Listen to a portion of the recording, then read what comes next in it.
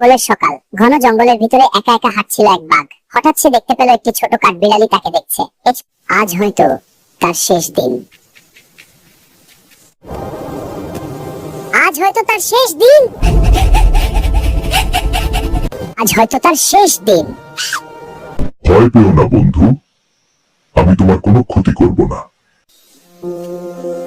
কাঠুরালি ধীরে ধীরে গাছ থেকে নিচে নামলো। তাদের মধ্যে শুরু হলো নতুন বন্ধুত্ব।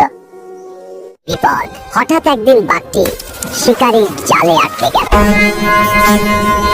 সাহায্য। কাঠবিড়ালি ছুটে এলো বাঘ আটকে পড়া জাল। তার ছোট দাঁত দিয়ে কাটতে লাগলো। অবশেষে বাঘটি মুক্ত হলো। সে কৃতজ্ঞতায় ভরে উঠল। আমি খুশি। আজ তুমি আমার জীবন বাঁচালে বন্ধু। তারা একসাথে খেলতে লাগলো। হাসি আর আনন্দে ভরে উঠল বন।